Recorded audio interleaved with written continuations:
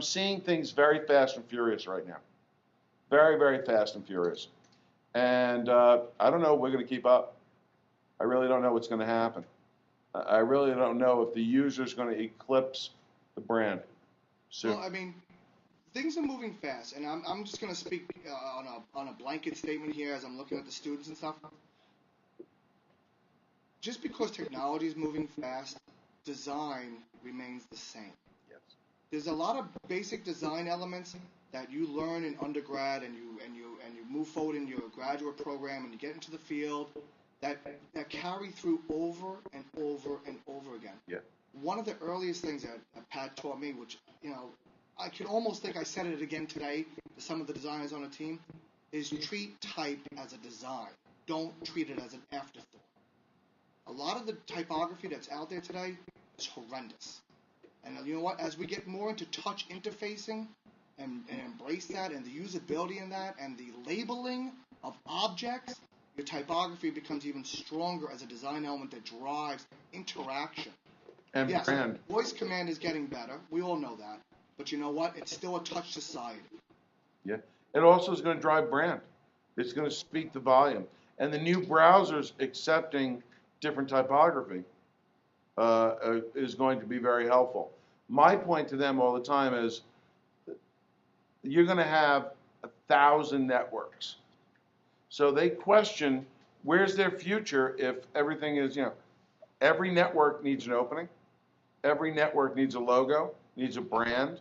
So your future now is endless and infinite, in the sense of using these old media tools, which is the basic subname of this series, is outside the box, old media solutions to new media problems.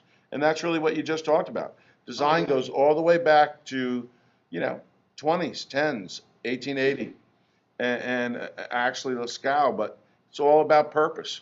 And once you identify the purpose and the function, then you apply your skill sets and you apply your design qualities.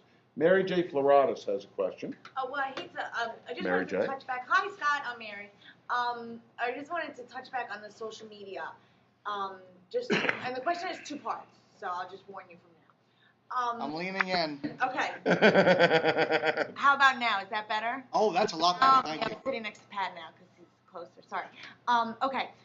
You were obviously with Olympus when the electronic social media phenomena started in marketing, I'm assuming, so you were there. Could you maybe touch a little bit on perhaps the strategy that Olympus came up with? I've been hearing a lot from a lot of people recently, not to just jump into, marketing with social media, have a strategy, know what you're doing, and how you kind of devise a team. Who are the people who answer the social media and follow it? How do you train them in tone and whatnot? And if you could just, kind of talk about your strategy and how that was kind of started. Sure. And the second part is you were touching on how you monitor not blogs, but you monitor people who are talking about cameras and things like that. And then perhaps maybe you answer them or leave a comment or whatever the case is. Sure. Or tweet them or whatever you want to do, whichever, media we're talking about. Apparently there's a law that's coming out in December or January about the FCC. Is the federal FTC federal? No, FCC. The FCC is going to be Federal Communications requiring people who are doing it commercially to actually label that they are working for a company or with a company or whatever the case is. So, how do you think that's going to affect Olympus in the future now in their social media strategy? Okay. So there's two parts. Sorry. Smart group, huh? Smart group.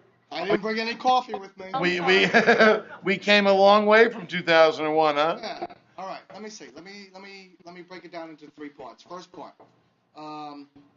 We were doing traditional advertising here, being print and web. We started to notice the buzzword, because it always starts as a buzzword. I'm sorry. Let me think about it. Our first project, our first job into social was, believe it or not, was MySpace. Oh boy. I even say that with a smile now because it's amazing. We were asked to promote one of our products, a camera, that was being promoted from our advertising agency through a band. Okay, so we got a sponsor band. I think it was All American Rejects was sponsoring one of our tough cameras, which is a camera you could drop, go underwater, go hiking. it's just a very durable camera that does so many different things. But anyway, they said they would sponsor us. They would bring the camera on tour. With that in the contract, they asked us at that time, will you build a MySpace page? And at that point, we looked at each other like, MySpace? What is MySpace? Jumped online, quickly noticed, oh my God, it's a conversation that's happening. This almost reminds me of like list serving when people were talking back and forth back in the day. Right. Friendster. Yeah, Friendster, exactly. So we quickly picked up the phone, got in contact with the art director over in MySpace to understand how we can build an interface that was acceptable for their requirements on their server. So we built one, we put video in it, and lo and behold, that was our first step into social media because people started commenting about the page that we built for All American Rejects that had our camera on it. So that was our first step. And then we started to watch a little bit more, and I think that, again, Olympus is a very traditional company. I should have prefaced that beforehand. We are a Japanese company that operates in America. So we honor their tradition about they don't embrace a lot of I don't want to use the word bragging, but they don't embrace Just a lot about of, to say bragging. They're not a braggadocious society. They always ask for help. That is Exactly. the Japanese way. It's And an honorable thing. right, and if you want to do business with a Japanese company, you must tell them you need their help.